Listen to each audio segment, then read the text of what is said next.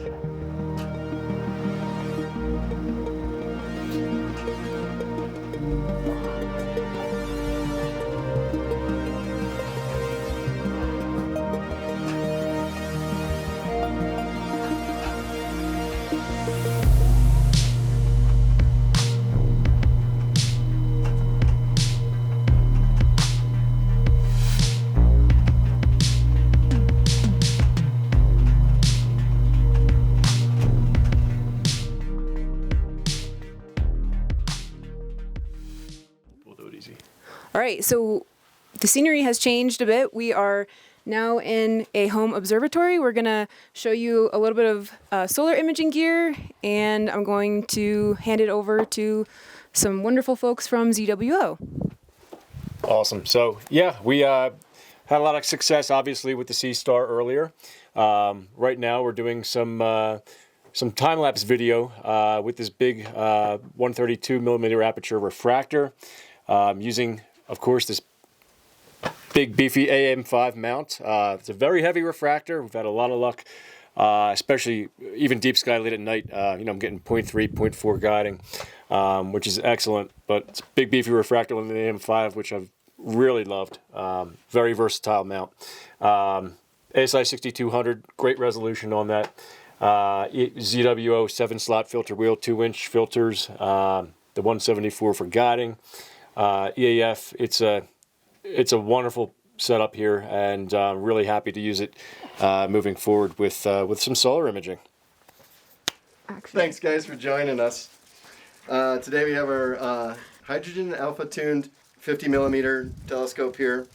The AM5 was driving it, or AM3, sorry, was driving it, and we had the 174 mini, and we had the ASI Air running it for us today. It was a great show. Thank you for joining us. It was a lot of fun. We had a great time. Couldn't think of a better place to be for the eclipse, and with some great people here at ZWO. I just loved it. All right, we're moving into our interview Q&A, and the first question I want to ask is, what got you into this hobby? I've been into astronomy and astrophotography for almost 30 years. Started back in Pennsylvania, as most of you know, really limited by the lack of dark skies. Took a couple courses in college, and really it's been an experience ever since. Started with DSLRs, many do without a tracking mount, added one to it, and I think the Zenith is really building a custom observatory out here in northern Arizona. I can't stress enough about the Seestar. It's one of a kind.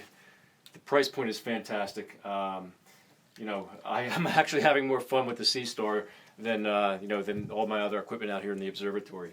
My daughter uses it. It's literally, you bring it out to your lawn, you start it up. There's absolutely no polar alignment involved. You select your subject that you want to image, and it's free flowing from there. Haven't had any really big issues with it. A couple times it's off center, and you got to level it. That's pretty much the most of it. Today's pictures with the eclipse have been fantastic, as you'll all see, and it's been a real pleasure working with this little guy. I'm Beaner Franks. I work for technical support. What got me interested in the hobby was, I think I had a telescope in my closet when I was a little kid, and it was my grandfather's, and it was broken, but it sat in there, and I would pull it out and always think, well, I wish this thing would work, and and it took me a while, and eventually I bought my first telescope, and it was just amazed, and just kept going from there, and it's just such a great hobby. It's great hobby to be in, and so many people. It brings us so many places, and the travel it has brought us just to come and see these things. It's been wonderful, and ZWO is such a great place to work at, and just such a great family, and they do some great work with their products, and they're always innovating, and just always updating and giving us the best products that they can possibly do, and it's been a pleasure working with them, and I just love to continue this journey with them, and it's been a great experience. I agree. The innovation with ZWO is bar none. You don't see companies really listening, to their audience, developing what the audience wants to see, and I think that's what has taken this company so far. And like Beener said, it's an absolute pleasure working with them. Yeah, absolutely. And yeah, I mean, like you said, there's no other company that sits there and just continually puts out updates like they do, and really drive this little baby. I can't wait, and it's just going to keep getting better, folks, and this is just great. So thanks again.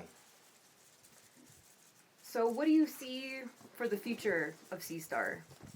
Tell you what, it's Nancy and I were talking weeks ago about just a couple tweaks that we had to the firmware and the software on on iOS and Google platform. It's pretty endless. You essentially have the foundation for something that can be 6 times the size of what this is right now. You increase the aperture, you increase the sensor size that it's using. We had a lot of requests for planetary use. People want to see planets on it. You can see planets with it. You can see the moons of Jupiter and the rings of Saturn. I think with just a little bit larger of an aperture. We may see, a Seestar 5000, something that's the size of the case with a sensor that big. But I think the sky's the absolute limit with it because it's already been developed. It's just a matter of increasing the hardware size and capability. Yeah, I can't wait to see what the future of this thing is, because as soon as we got it, we were all of us, our other support group, TJ and Simon, we were all giddy of just loving this thing as soon as we got our hands on it.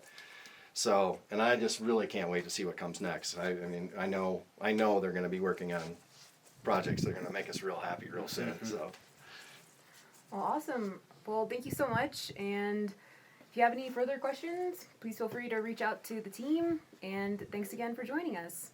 Thanks, Thank everybody. you. Thanks.